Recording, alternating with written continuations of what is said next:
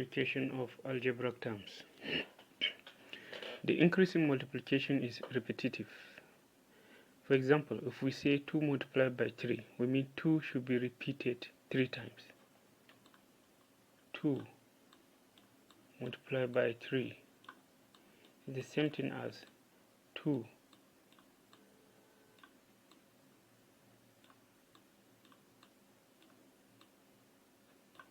the same thing as 2 plus 2 plus 2 3 times. 2 multiplied by 3, 2 should be repeated 3 times. So either way you get 6. 2 multiplied by 3 is 6. 2 plus 2 plus 2 is 6. 2 plus 2 4. 4 plus 2 6. What if 3 is unknown? Say we have 2 multiplied by y. How many times should 2 be repeated? Y times. But what is y? How large is it? It is quite unknown. In this case, we leave it as 2y.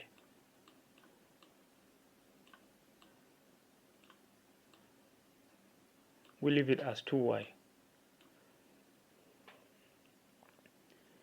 So 2 multiplied by y is equals to 2y.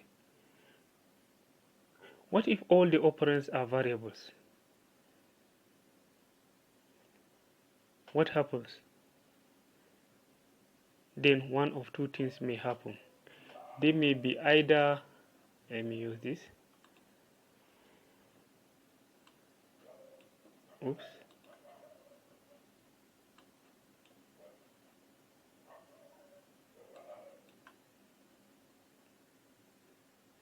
They may be either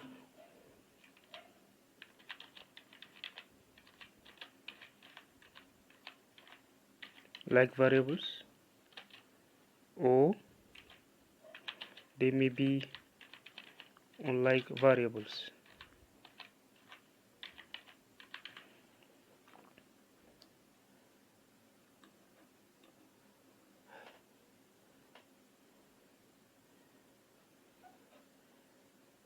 So let's see what happens if we are multiplying two variables. Like variables. Like variable means the variables are similar. Something like this. X multiplied by x. There are two ways to do this. One is to indicate the number of repetitions by a superscript or exponent. For example, in x multiplied by x, there are two numbers of x, 1, 2. This can be represented as a superscript. So it now becomes x to the power of 2.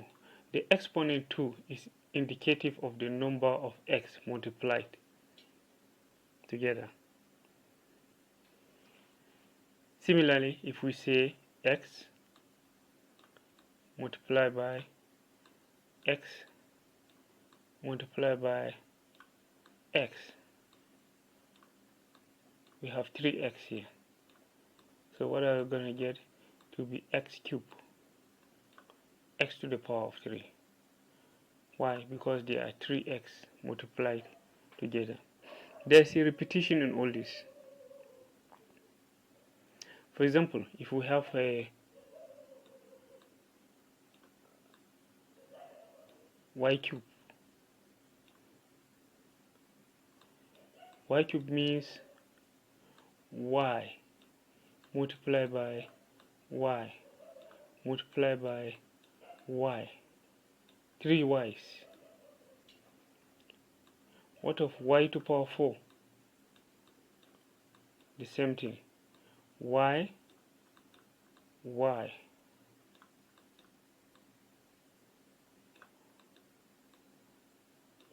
y's. Y repeated 4 times. So if we say y cube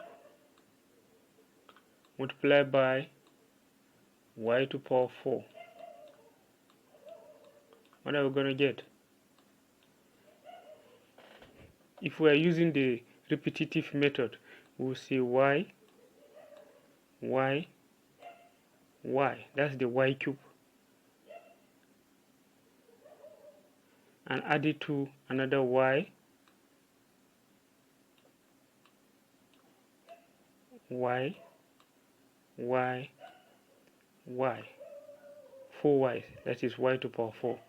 So combining this together, we now have y to power 7. 7 y's. 1, 2, 3, 4, 5, 6, 7. There are 7 y's. Now another way to do this is to add up the powers. You don't need to repeat the variables, just add up their powers. But first of all, or their exponent. Let's see what an exponent is. If we have x, this is x.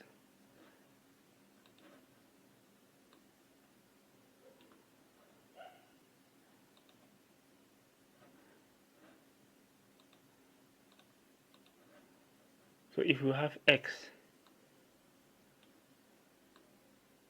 the exponent is 1, because the superscript here denotes the exponent. But in the case of this x, there is no superscript. Nothing there means the superscript is 1 or the exponent is 1. Similarly, x to the power 2, the exponent is 2. For x to the power 3,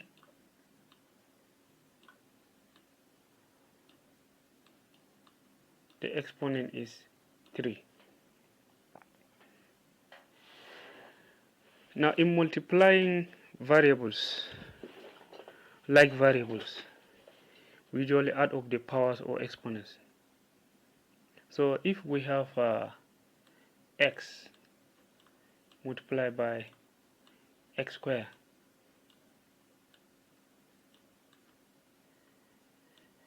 what we're going to do is to pick one of the x known as the base.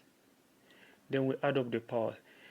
The exponent or the power of the first x is 1 plus the exponent of the power of the second x is 2.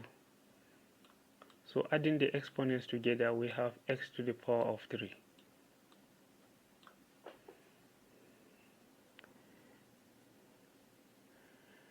The first x has a power of 1. The second x has a power of 2. 1 plus 2 equals 3, or x cubed. Generally, the multiplication of a similar variable yields a single variable with an exponent equal to the sum of the exponents of the combining variables. Now let's take a look at other examples. What about a variable and coefficient? Say minus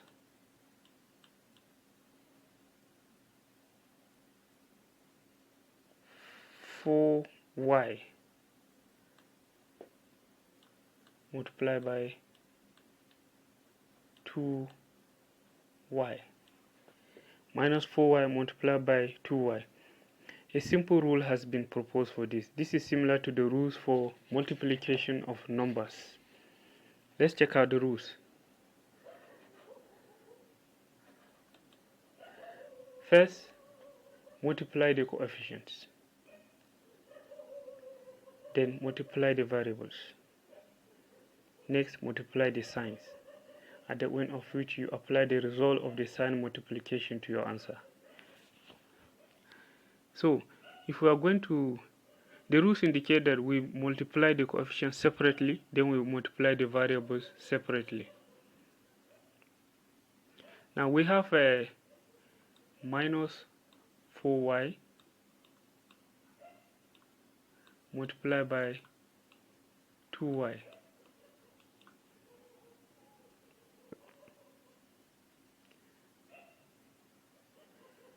So we are going to multiply the coefficients. The coefficient of the first y is 4, minus 4. The coefficient of the second y is 2. So we multiply the coefficients 4 and 2. What do we get? 4 multiplied by 2, we have 8. In the second step, we multiply the variables. That means we multiply y and y. What do we have? Y square.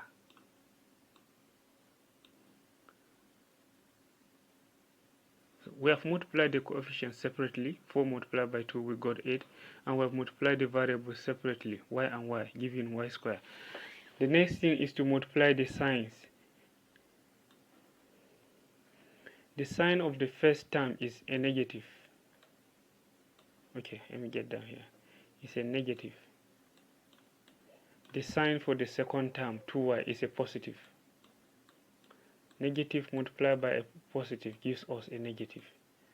So we are going to apply the result of the sign multiplication to our answer. So our final answer should be minus 8y square. That means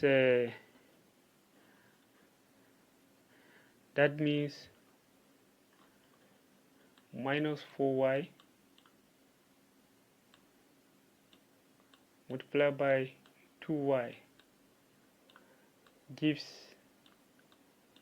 minus 8y square. Oops. Okay.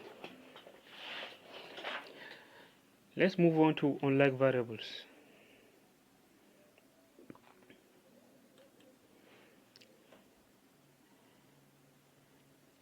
Just like in addition and subtraction of variables, we cannot multiply unlike terms. We just leave it as it is. Say you have p multiplied by q. P and q are not like terms. We have a pq. It will end up in the form of pq. PQ is another way of writing P times Q. Literally speaking, no operation has been carried out on P and Q. Remember, for like variables, if we have y multiplied by y, we have a y square. That means the multiplication of two similar variables yields a single factor. But nothing happens in this case, in the case of unlike variables here, in the case of P and Q. But in this case, an operation has been carried out on the two y's to change them to a single y with an exponent. Okay, suppose we have two unlike variables with coefficients. Let's see what happens. We still apply the rules. First, we multiply the coefficients, then we multiply the variables, then we multiply the signs, and then apply the result of the sign multiplication, just like before. So let's say we have something like this, minus 4p multiplied by 3q. So multiply the coefficients. 4 and 3 gives 12. Then multiply the variables. P and q, they are unlike terms. They remain as pq. Nothing happens. 12pq. Then multiply the signs. The minus of the 4 multiplied by the plus of the 3q gives us what? Minus. Finally, apply the result of the sign multiplication to your answer. We are going to have minus 12 pq.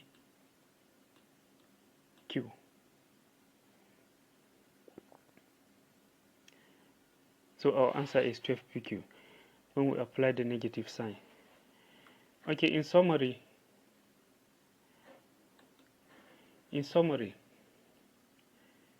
adding two similar variables or two like terms use the same like term, a single like term. Y plus y gives us 2y.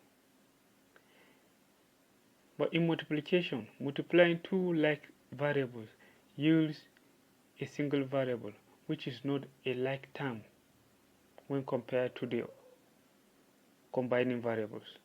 y square is not a like term when compared to y. So what we usually do is to count the number of, is to add up the exponents. 1 plus 1 gives us 2. That's the short way of doing it. Or you count the number of y's.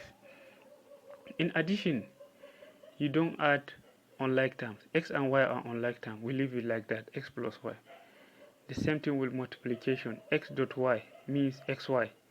Xy is the same thing as x dot y. Nothing happens. Okay, the rule for addition stipulates that when adding two variables with coefficients, first you add the coefficients, then you add the variables. 2 plus 3 gives 5, y plus y gives y. Or we can say 2y plus 3y is 5y. But in terms of multiplication, yeah, the multiplication, we multiply the coefficients first, just like in addition. Then we multiply the variable, y, use y square. In addition, y square and y are not like terms, so we cannot add them together. But in multiplication, though y square and y are not like terms, they have similar variables. They can be multiplied together. How? Just add the exponents together. 2 plus 1 gives 3. That means y square multiplied by y, you get y cubed. So in the next video, we'll look at division and the rules associated with it.